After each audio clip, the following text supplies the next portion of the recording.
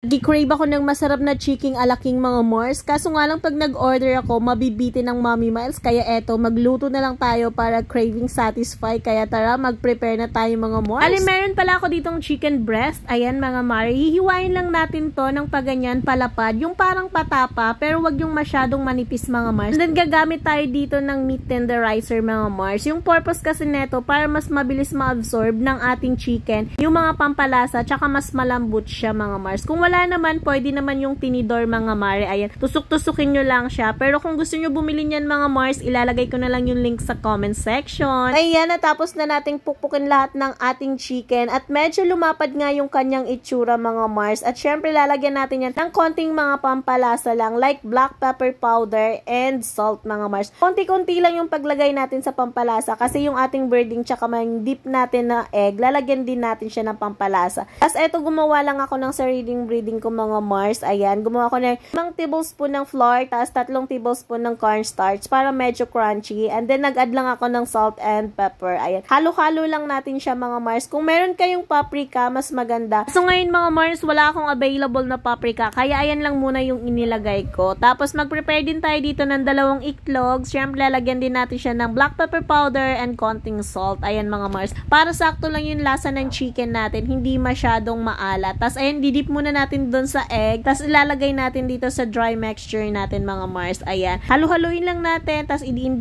natin ng konti para ma-covered talaga lahat ng ating chicken. Ayan. After nga natin ma-coat lahat ng chicken mga Mars, ayan, ildiretso na natin dito sa ating mainit na mantika mga Mars. Bali, yung ginawa ko dito mga Mare ay dinovel fry ko para talagang crunchy at masarap yung ating chicken. Ayan. Bali, i-rest lang natin siya ng konti, mga 5 minutes. Tapos, after dyan, balik natin siya sa oil. Dapat mainit na yung oil natin. Pag binalik natin yung ating chicken. And after dyan, ayan mga Mars, luto na yung ating chicken. Mag-prepare na tayo ng ating masarap na sauce. Bali, meron ako ditong carrots. Ayan, hiniwa ko lang siya ng maliliit. And then, meron din tayo ditong sibuyas. Since wala tayong butter, gagamit tayo ng margarine for today's video. At ayan, nilagay ko na yung ating margarine. Next na natin is yung sibuyas. Mix lang natin. And then, add the carrots mga Mars. At ayan, halu-haluin lang natin. Pag medyo luto na yung carrots natin, pwede na tayo maglagay ng 1 kutsara ng harina. And then, i-mix lang natin yan mga Mare. Pag medyo okay na siya, pwede na natin idagdag yung ating milk. Ayan.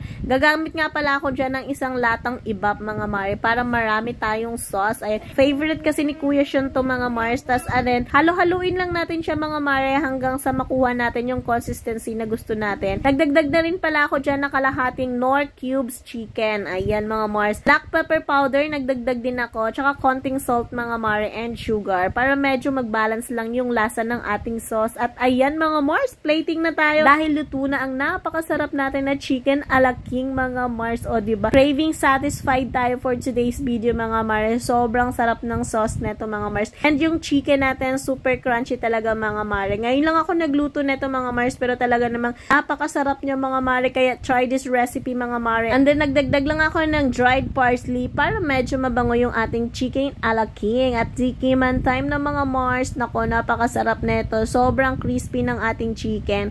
And then yung sauce natin mga Mars, nako, super yummy. Kaya tara mga Mars, kain na tayo. Salamat sa panunod mga Mars. God bless you all. See you on my next vlog. Sana natakam ko kayo. Bye!